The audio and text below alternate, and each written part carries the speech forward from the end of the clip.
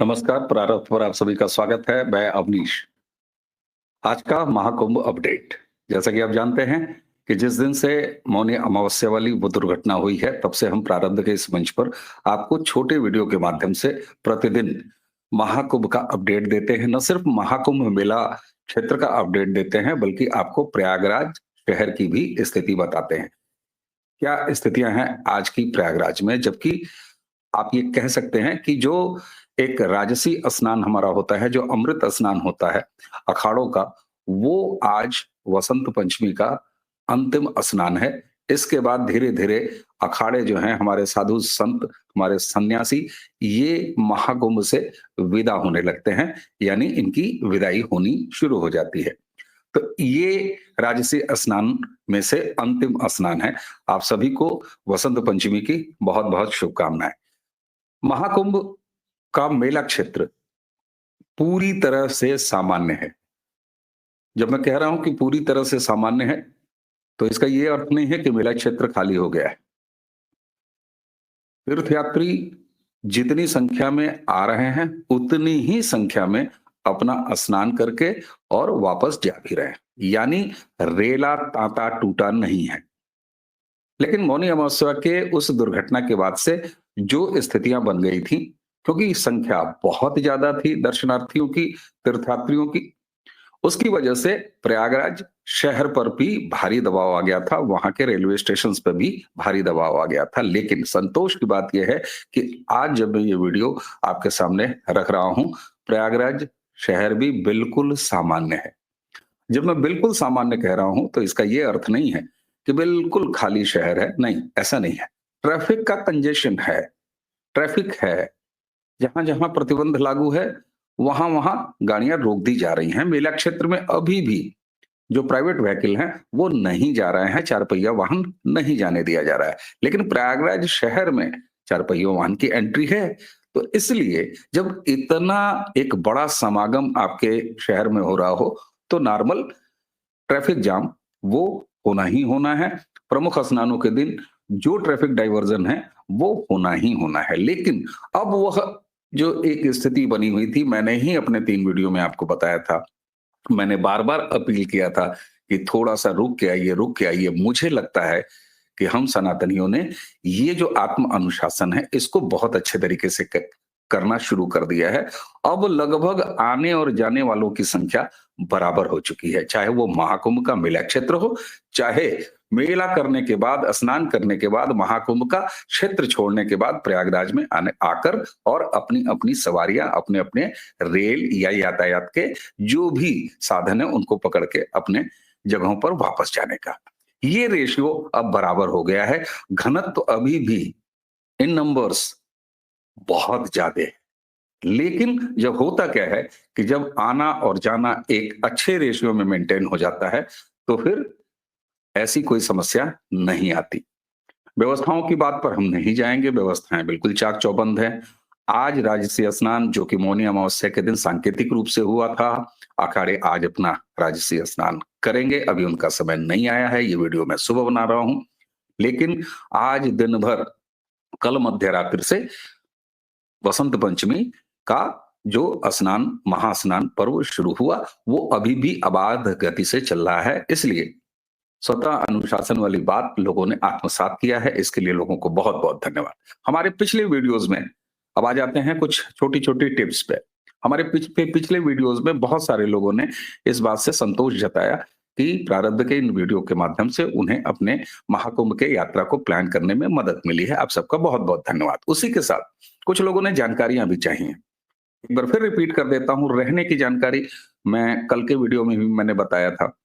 आपको online booking full दिखाएगा, बिल्कुल दिखाएगा, बाजार है, उसके लिए क्या किया जा सकता है। लेकिन जब आप एक बार प्रयागराज पहुंच जाएं, जब आप एक बार महाकुंभ के क्षेत्र में पहुंच जाएंगे, बहुत सुगम रूप से अफोर्डेबल ₹100 से लेके और आपकी जितनी क्षमता है आर्थिक, उस क्षमता तक आपको पेड सुविधाएं मिल जाएंगी, टेंट्स मिल जाएंगे। इसके अलावा जो अलग-अलग अखाड़ों के और साधु संतों के शिविर लगे हुए हैं, वहां आपकी व्यवस्था हो जाएगी। इसलिए चिंता मुक्त रहिए। अगर ऑनलाइन बुकिंग नहीं हो रही है, सीधे पहुंचिए।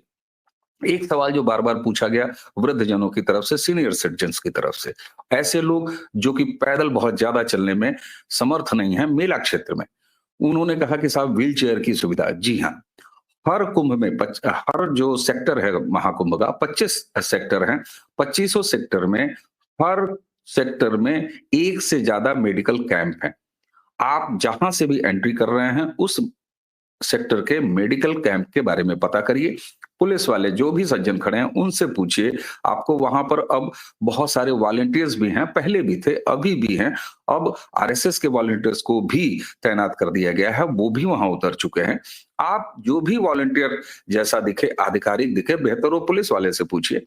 आप उनसे पूछेंगे, आपको मेडिकल कैंप का पता लग जाएगा। आप मेडिकल कैंप जाएं, वहां पर आपको व्हील चेयर की सुविधा मौजूद है। उपलब्धता के आधार पर ये स्थितियां इस पर डिपेंड करेंगी कि कब कितनी भीड़ है। दूसरी चीज, मैंने कहा था कि थोड़ा रुक के यात्रा प्लान कीजिए। बिल्कुल साहब, आराम आराम से प्लान कीजिए।